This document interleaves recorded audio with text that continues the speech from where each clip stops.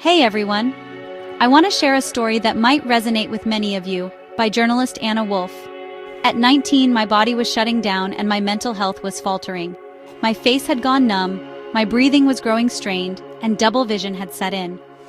I was terrified. But when I went to a doctor, they brushed it off as anxiety. Sound familiar? Like many women who feel ignored by doctors, I turned to Google for answers. I decided it must be anxiety after all and dragged myself to work, even as the paralysis started to spread to my arms. Eventually, I was diagnosed with myasthenia gravis, a rare autoimmune disease that weakens muscles and can cause life-threatening respiratory crises and, in my case, a tumor. Doctors told me to avoid emotional and physical stress to prevent a crisis. But here's the irony. Everything they were asking me to steer clear of was why my illness had developed in the first place. Autoimmune diseases affect around 24 to 50 million Americans, and according to Stanford Medicine, 4 out of 5 of those affected are women. Yet for decades, researchers used men's bodies as the default for normal. It wasn't until 2016 that the National Institutes of Health required researchers to study how diseases, including stress, impact women specifically.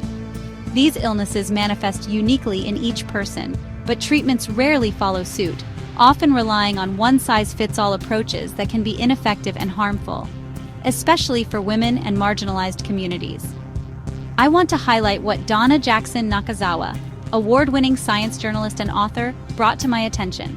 She revealed that childhood trauma especially leaves a lasting imprint on our bodies, increasing the risk of developing a serious autoimmune disease by 20%. This blew my mind. How many of us have experienced trauma and never connected it to our physical health struggles? Let's think about this. If trauma is indeed a contributing factor to autoimmune disorders, then why aren't we addressing it in treatment plans? We need to advocate for ourselves and push for more personalized health care. It's not enough to just treat the symptoms. We need to treat the whole person, mind, and body. So what can we do? Start by sharing your story. The more we talk about this, the more awareness we can raise. Advocate for more research focused on women's health. Demand that our healthcare system takes into account the unique ways our bodies react to stress and trauma. Remember, you are not alone. There is a community out there that understands what you're going through. Let's push for change together. Thank you for watching. Stay strong, stay informed, and never stop advocating for your health.